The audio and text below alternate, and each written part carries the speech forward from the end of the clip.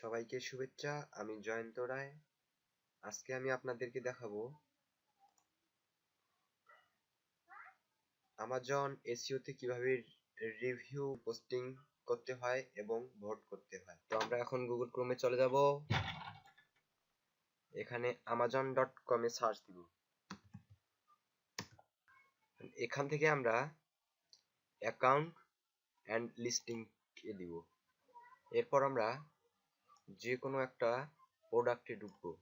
তো আমরা এই প্রোডাক্টে ঢুকি। ঢোকার পর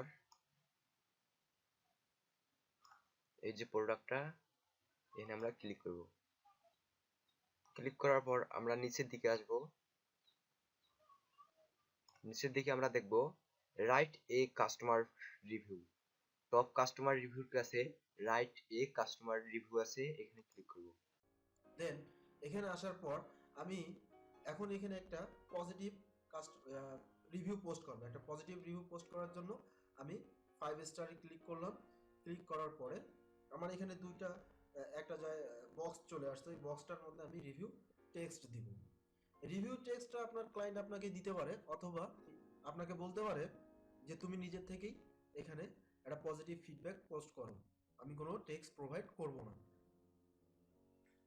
সেক্ষেত্রে আমরা কোনো একটা রিভিউর টেক্সটটাকে কপি করে নেব। আমি এখানে এইটা রিভিউ টেক্সটটাকে কপি করে নিচ্ছি। গ্রেট প্রোডাক্ট, হাইলি রিকমেন্ডেড, নিয়ে এসে এটাকে পেস্ট করে দিলাম এবং এটাকে আমি কিছুটা চেঞ্জ করব।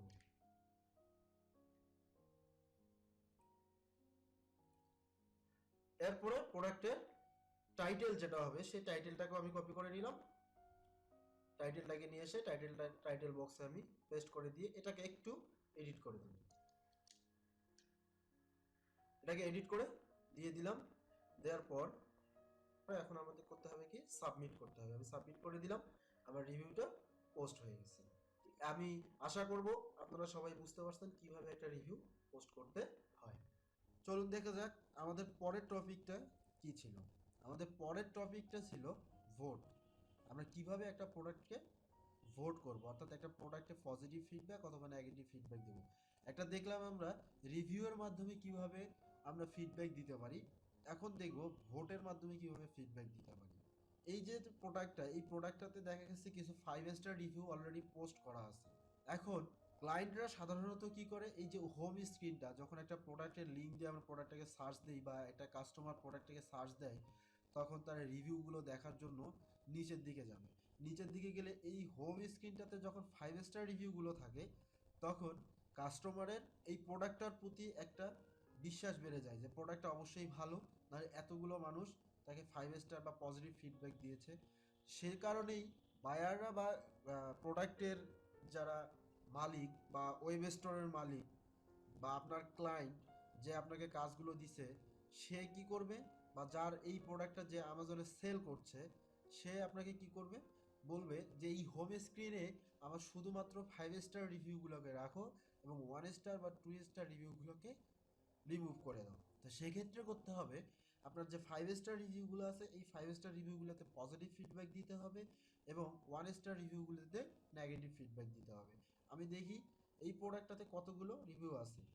আনফর্চুনেটলি আমাদের এখানে যা রিভিউ আছে সবগুলো 5 স্টার রিভিউ, যদিও বা ক্লায়েন্ট নিজেই এই রিভিউগুলোকে দেখেন প্রত্যেকটাই ভেরিফাইড রিভিউ। অর্থাৎ ক্লায়েন্ট নিজে টাকা খরচ করে আমাদের মতো কোনো একটা ওয়ার্কারকে দিয়ে সেই প্রোডাক্টগুলোকে পারচেস করে এই 5 স্টার রিভিউগুলো পোস্ট করেছে। সো আমরা কিভাবে একটা ভোট প্রদান করতে পারি, এইখানে করব কি, এই যে যে 5 স্টার রিভিউটা আছে বা এই যে 5 স্টার রিভিউ উপরে আরেকটা দেখতেছি আমরা, এই 5 স্টার রিভিউগুলোতে আমরা রিভিউটা আগে সুন্দর করে পড়ে নিব। আপনি রিভিউয়ে ভোট প্রদান করার আগে অবশ্যই এভাবে মার্কিং করে নেবেন লেখাগুলোকে।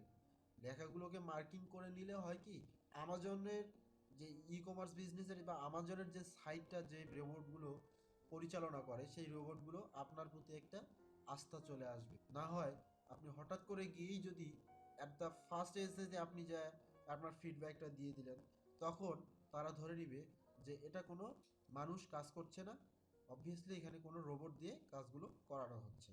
তো ভোটটা হলো এই যে এখানে দেখেন লেখা আছে was this review helpful to you. তখন আমরা কি করব, যদি আমাদেরকে পজিটিভ ফিডব্যাক দিতে হয়, অর্থাৎ একটা 5 স্টার রিভিউতে আমরা সাধারণত পজিটিভ ফিডব্যাক দিই, তো এই 5 স্টার রিভিউগুলোতে যে ভোটটা দিব সেটা ইয়েস ভোট। আমরা ইয়েসে ক্লিক করব। ইয়েসে ক্লিক করলেই দেখুন যে থ্যাঙ্কস ফর ইয়োর ফিডব্যাক, মানে আমার একটা ভোট ক্রিয়েট করা হয়ে গেছে। অথবা আপনি এই যে যে রিভিউগুলো দিবে, আপনাকে ক্লায়েন্ট সরাসরি এরকম রিভিউর লিঙ্ক দিতে পারে।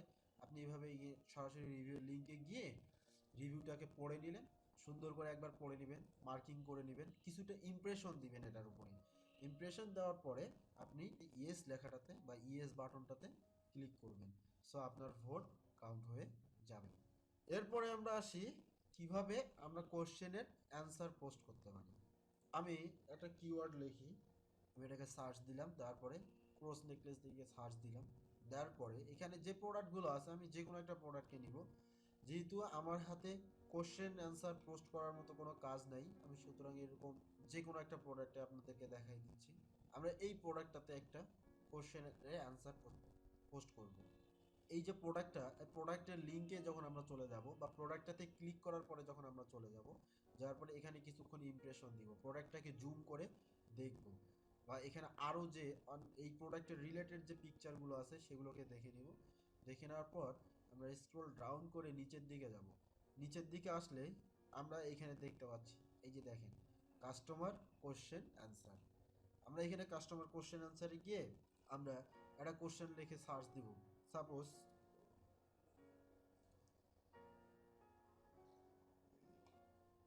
আমি এটা দিয়ে দিলাম। সো আমার একটা কোশ্চেন পোস্ট করা হয়ে গেল। আবার এরকম যদি কোনো কোশ্চেন থাকে, এই যে আমাকে বলছে যে আপনার কোশ্চেনটা আপনি এডিট করতে পারবেন, আবার এটাকে ডিলিটও করতে পারবেন। আমি এখানে যে কোশ্চেনটা পোস্ট করে দিলাম, তাহলে আমি অন্ততপক্ষে এতটুকু বোঝাইতে পারছি যে কিভাবে একটা কোশ্চেন করতে হয় বা কোশ্চেনের আনসার পোস্ট করতে হয়। আমরা একটু ব্যাক করে হোম পেজটাতে চলে যাব।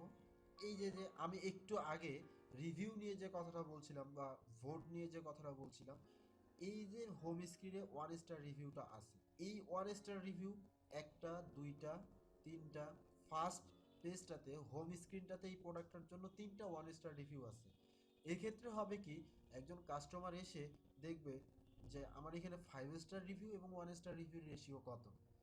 এটার উপর নির্ভর করে সে প্রোডাক্টটা কিনবে না কিনবে না, প্রোডাক্টটা আদৌ ভালো হবে কি খারাপ হবে, তারা এই রিভিউগুলো থেকে জাজমেন্ট করে থাকে। এই জন্যই ক্লায়েন্টরা সবসময় চায় যে প্রোডাক্টের হোম স্ক্রিনে যেন অল টাইম 5 স্টার এবং 4 স্টার, যদি খুব কম সংখ্যকও থাকে তারপরেও কিছু 4 স্টার রিভিউ রাখা যেতে পারে, কিন্তু 3 স্টার, 2 স্টার বা 1 স্টার রিভিউ তারা কখনোই রাখতে চায় না। তখনই তারা এই রিভিউগুলোতে ভোট দেয় বা পজিটিভ ফিডব্যাক বা নেগেটিভ ফিডব্যাক দিয়ে থাকে।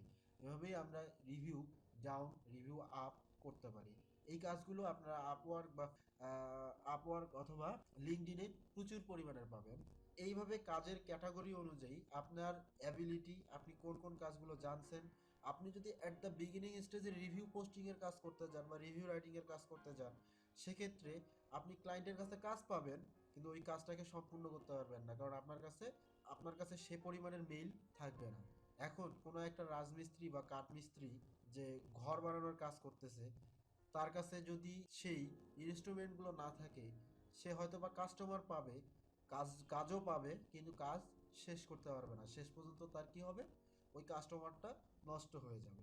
আপনি যখন রিভিউ পোস্টিংয়ের কাজগুলো নেবেন, আপনি রিভিউ পোস্টিংয়ের কাজ নিলেন, কিন্তু আপনি কাজটা সম্পূর্ণ করতে পারলেন না, ফুলফিলভাবে করতে পারলেন না, সেক্ষেত্রে আপনার ক্লায়েন্টটা হাতছাড়া হয়ে যাবে।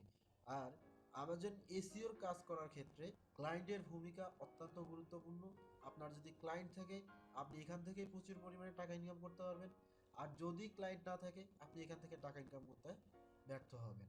সেই ক্ষেত্রে অবশ্যই অবশ্যই আপনাকে একটা ক্লিয়ার কমিউনিকেটিং সিস্টেম এবং অবশ্যই আপনার মধ্যে অনেস্টিটা ধরে রাখতে হবে। তাহলেই কেবল আপনি আপনার ক্লায়েন্টকে প্লিজ করতে পারবেন এবং সেখান থেকে আপনি টাকা ইনকাম করতে পারবেন।